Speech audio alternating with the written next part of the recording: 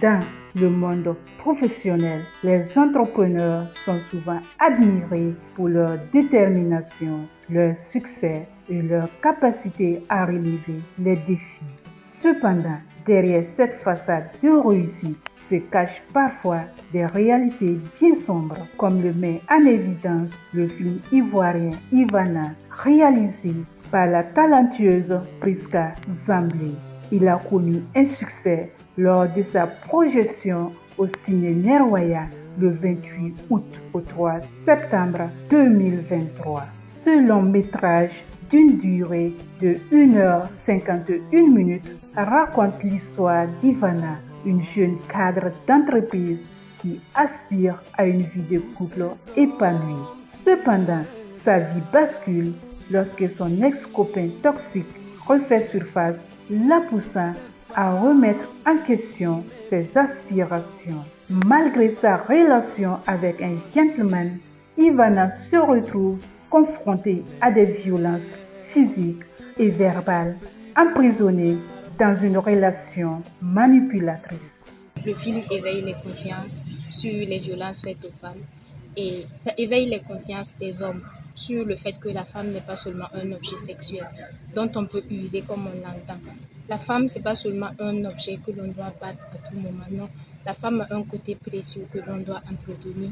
Et le film également éveille la conscience des femmes, en ce sens qu'elles doivent savoir quitter le navire quand il est temps, avant que les conséquences ne soient vraiment terribles. Ivana se veut avant tout un appel à la prise de conscience de cette réalité insidieuse qui sévit dans les foyers conjugaux des entrepreneurs. Le film dénonce les relations nuisibles et met en lumière les violences que subissent ces femmes, souvent tues et invisibles dans la société.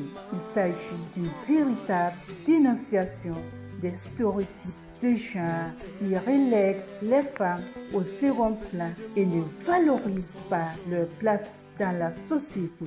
Ce qui m'a marqué, c'est à vrai dire le réalisme du film. Parce que le producteur a su retranscrire la réalité que nous vivons dans nos sociétés. Parce que qui n'a pas reconnu une tante, une sœur, une grande sœur, une grand-mère, une maman à travers de Ivana qui jouait l'actrice principale du rôle. C'est tellement terrible qu'on se dit que une relation, un mariage est éternel et qu'on est obligé de souffrir. Au-delà de son aspect dénonciateur, ce long métrage a pour objectif d'éveiller la conscience collective sur la maltraitance et la souffrance des femmes dans leur foyer. Il invite les spectateurs à se questionner sur les relations qu'ils entretiennent, à ouvrir le dialogue et à prendre des mesures pour mettre fin à ce comportement destructeur. J'aimerais dire à mes sœurs, à mes petites sœurs surtout, qu'elles ne doivent pas se sentir obligées de continuer dans un mariage, même si celui-ci les rend malheureuses. Quand quelque chose ne vous rend plus heureuse, quand quelque chose ne vous donne plus goût à la vie, il faut se dire que nous sommes humains et on a tous droit à une seconde chance. Un second mariage n'est pas un échec. Laisser un homme abandonné, divorcer n'est pas un échec. On prend de l'élan pour mieux recommencer.